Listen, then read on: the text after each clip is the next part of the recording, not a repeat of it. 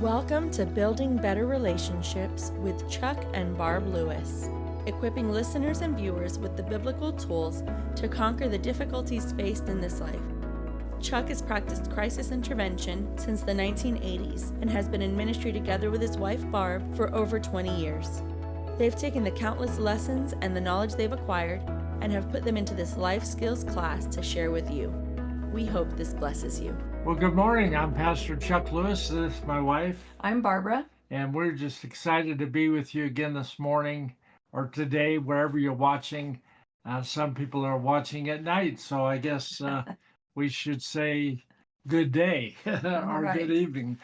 So anyway, we're going to be talking about a topic today that I think is going to help you. It definitely helps us. And all of these things that we talk about, we have to work on a regular basis, don't we? Sure. You don't just talk about it and then you have it and you exercise it and you're just set. Right. It takes practicing. It takes a lot of practice. Yeah. So practice doesn't make you perfect, it makes you better. In fact, I heard just recently, practice makes progress. Progress. Practice doesn't make perfection. Practice makes progress. You know, I think it's important to eliminate perfection out of our vocabulary because we're never going to achieve that anyway. Right. It's an unrealistic expectation. That's right. So why don't you tell them what we're going to talk about today? Well, today we're going to talk about cultivating an attitude of gratitude. And you know, Chuck, recently I went to a meeting and the topic was gratitude. And I just realized after the meeting was over how much better I felt. And it actually had long-lasting effects. Yeah. I just continued to feel better. And I have ever since I went to that meeting. And it's really made me more aware of, on purpose, cultivating thankfulness. And you know, we think that happiness brings gratitude, but it's actually gratitude that brings happiness. Yeah, that's true. Yeah. So you said that made you feel better. Tell us more about that. Yeah, I mean, I felt better emotionally, I felt better physically. And you know, so I've kind of looked into this a little bit and found out that gratitude can boost serotonin and activate our brainstem to produce dopamine. And dopamine is the brain's pleasure chemical. And did you know that even the simple act of thankfulness affects our brain and nervous system and boosts our immune system? Wow. Yeah, so that's pretty incredible. So you don't have to feel it to do it. No, I think it needs to be an act of our will. In fact, many years ago, I think even before I met you, so that goes way back, I had a personality test done, and it said that I had a natural tendency toward downward thinking. Wow. Well, I read that and I instantly got depressed. That's right. Yeah. And just that power of suggestion. right. And it said that my mood would follow my thinking, but I can choose what I think about. So I did notice that if my thinking was negative, that my mood just kept going down. But if I made a choice to think about positive things and what I had to be thankful for, my mood went up. And so I decided I was going to work on this. I remember going for a walk the first time after I had my personality test done, and I decided during this walk, I was going to say all the things that I had to be grateful for. And I couldn't believe how hard it was for me to stay on the gratitudes. My mind just kept going back to the have-nots. And I just really had to discipline myself to keep going back to saying what I was grateful for. It was amazing. But now I don't think people would think I was a negative person. No, not at all. Because I've really worked on this. Yeah. But like I said, it takes practice. And it shows up in our relationship. And Yeah. I'm so grateful that you're not a negative person. Yeah. You don't see the glass half full. instead of half 50, Right. or however that goes. Yeah. You know, you think about it in a positive way, which makes a lot of difference in our relationship. Yes. And you've even asked me before whenever we've had a medical test done or something, I I always expect a good report. Yeah, I don't expect a bad report. which is awesome. I Yeah. mean, you know, you might be watching thinking, oh, I'd love to do that, but oh my gosh, I panic whenever I'm waiting for medical reports because I'm Mhm. thinking, well, what am I going to do if it's negative or if it's a Mhm. bad report? But you know, the Bible talks about whose report will we believe? We will believe the report of the Lord. And boy, that can affect your attitude right there. Yeah. And I think sometimes the unknown is worse than the known, even if the known is bad. I think whenever we don't know something, we could build it up in our imagination and we start imagining the worst case scenario, Mm-hmm. which causes more anxiety and worry. And so I think sometimes it's good to just go ahead and find out what the results are so that you know what you're dealing with and you know what to pray about. You know, I've talked to people over the last 50 years of ministry. This is our 50th year of being in full-time ministry. It's amazing. And we've lived this whole ministry by faith. We didn't have the promise of anything when we started the ministry, and all the way through we trusted God for everything that we've done. And boy, that's affected my attitude too, because it's Mhm. really caused me to grow in my faith and know that, you know, I can't do anything to earn it. I can't do anything to produce it, but I can get in the Word of God and I can begin to dwell on His promises and Mhm. dwell on what He says about me. Maybe you're watching today and thinking, man, I feel so bad about myself. My self-esteem is in the tank, Mm. and I talk about myself in a really bad way. I make fun of myself. I call myself names. I feel horrible about me. Which is verbal abuse. Oh, it is. It really is. And if you ran a tape of all that you talk about, even about Mhm. yourself, Yeah. at the end of the day, you'd listen to that tape and you'd think, well, no wonder I feel so bad. Look at what I'm saying to myself. You know, the Bible said we redeemed or condemned by the words of our mouth. So Mm. it really is important, you know, how you feel, and your gratitude is really a reflection of what you say Mm. the majority of the time. Do you gossip about people? Do you look for dirt on people, and you kind of really connect with that? And Mm. you know, maybe at work you get in a group of people and talk about somebody. Man, that's just going to pull you down every time. But if you really work on the words that's coming out of your mouth, you can't control other people, but you can control what comes out of your mouth. You know, Barb, sometimes I've been in situations where I wanted to say something so bad because of what was said. I literally grabbed a hold of my tongue physically and walked out of the Mm. room. Now you can keep talking when you're holding Whatever it takes. whatever it takes, exactly. And you know, you can keep talking, but you're not going to understand, and nobody else is going to understand what you're saying when you're physically holding your tongue. And that's really important. So what we're telling you is, if you're in that and you've been in that negative cycle for a long time, you can break that. It's going to take work, but if you really concentrate on it and be accountable to somebody to say, I want you to really listen to me and call me on any negative things that I say. That's a Now, great idea. now, you know, accountability doesn't mean that you rip somebody a new one if they talk negative. It's just pointing it out. Okay, let me tell you what I just heard you say.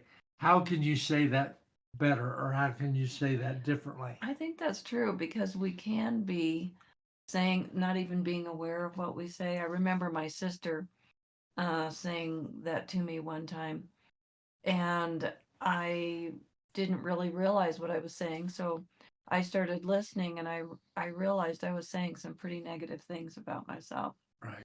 And Ephesians 4:29 says, "Let no unwholesome talk come out of your mouth, Right. but that which is good for the edification of others." And what I was saying was not edifying, so I had to No, change it. you had to change it, and it's hard to have gratitude when you're talking negative. It is. Yeah. In fact, your brain can't think of positive and negative things at the same time. Yeah. Yeah. Opposite ends. Right. So it takes concentration. They say it takes like 21 days to form a new habit. So if you say, okay, for 21 days, I'm not going to speak negative about anybody else or myself. Mhm. I'm only going to think about the positives in their life. In fact, you can fast negative words Absolutely. for 21 days. Well, yeah, and I've said that to people. They've said, well, if I could think of a positive thing to say, I'd say it. I can't think of any positive things. Oh man. But that's why it takes concentration. Ask the Lord to give you positive things about that person because God thinks about us in a positive way. He's not looking to condemn us or put us down or make us feel bad about ourselves. He wants us, he calls us the light of the world. That's what Jesus calls us. Yeah. I mean, wow.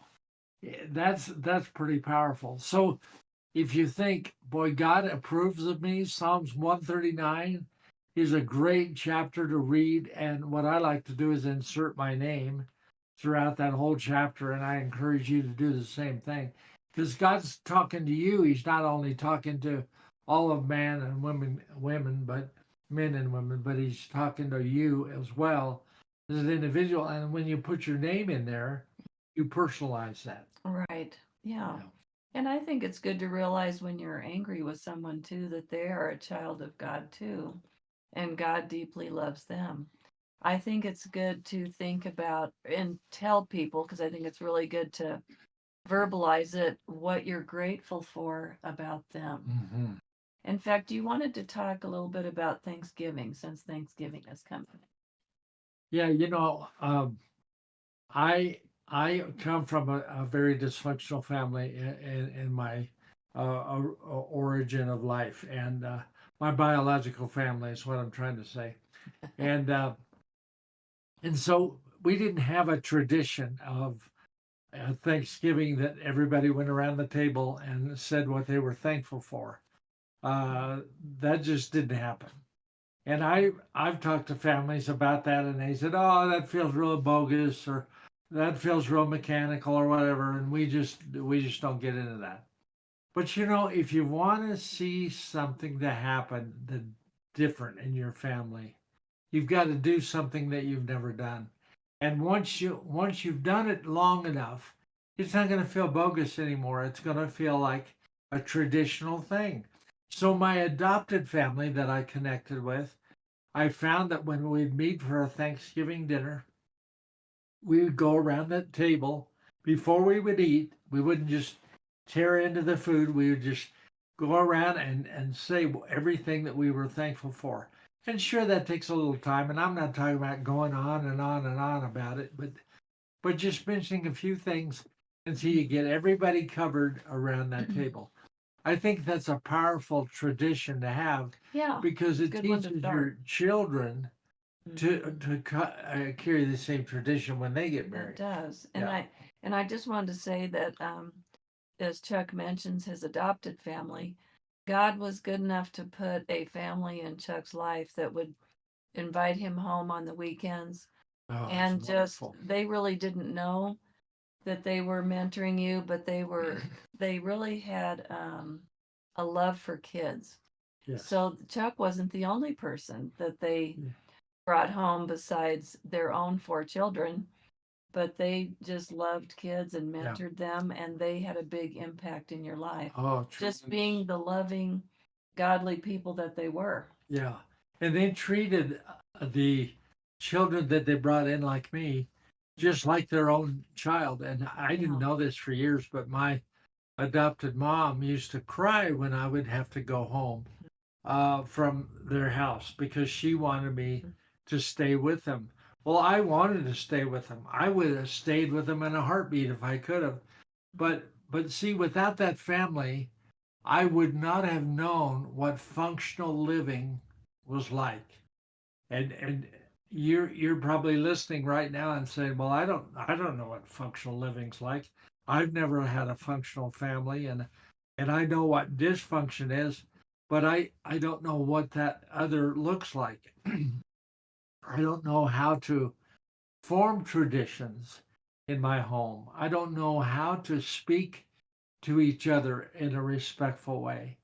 And I we've said this before on this program, but I just feel like I need to say this again. If you're being verbally abused or maybe even physically abused, you're too valuable to be abused. You should not have to tolerate that because you're too valuable. And you need to talk to somebody about that because that needs to change. And especially the verbal abuse, that is something that can be corrected for sure. That it can all be corrected. But if that's going on, see, I count it a privilege to talk to you, Barb. See, I look at you with honor and respect, and I don't even have a thought in my mind of wanting to say something abusive to you because I honor you so much. Well, the way I got that is from my adopted family. They taught me what So honor it was looked like. mentoring that you received. And Yes, so it's like when our family of origin isn't what we need, we have the family of God. we do. That's why God puts us in his family. And even the family of God can be abusive too, because I've talked to people that walked. They said they had a relationship with the Lord, but boy, if you did something to aggravate them or make them mad, they would get very abusive verbally, and yet they they said they were walking with Jesus. Well, they could have been trying to walk with Jesus, but the Lord wants us our mouth to get saved as well. That's a journey. So we can come into the family of God because God loves us just the way we are. He takes us the way we are, but then we need to heal. I've heard people say, "Well, I'm sorry, I'm just telling the truth," and somebody has to tell them, and it's going to be me because I don't hold anything back. Well, we can talk about what's not working without being abusive. Yeah. We've got to talk about what can work better, but you don't have to do it in an abusive way. We Right. talk about what needs to change, Yeah. but we do it in a positive way. Yeah. And I think about Jesus talking to the woman at the well. I mean, he could have said such powerful things to her that she would have jumped in the well, you know. But he left her feeling so excited that she ran back to her town that she lived in and couldn't wait to tell people about Jesus. Yeah. Man, I mean, that's the power of positive affirmation and Yeah. Gratitude. pointing out the way she lived. He did that, but he did it in a way that caused her to want to change. Yes. See? Yes. And that's the beauty of communication. And that's why we have this program. The beauty of the spoken word. Exactly. Yeah. Yeah. We need to use our words to bring gratefulness, praise, and honor because it really changes when we cultivate an attitude of gratitude. It changes how we perceive life. Yes. So gratitude affects our attitude, Mm-hmm. and which affects the way we perceive everything that happens in our lives. And it has to do with how we interpret what happens in our life. So the life we experience has more to do with how we interpret it than what actually happens. Yes. But we want to leave you with something from the word today, and that is Hebrews 13:15, and it says, through Jesus, let us continually offer to God a sacrifice of praise. Note that word continually. The fruit of lips that openly profess his name. So again, that is the spoken word. Mhm. So we need to use the spoken word Right. to be grateful and also let people know what we're grateful for about them because our words can bring healing to them. Absolutely.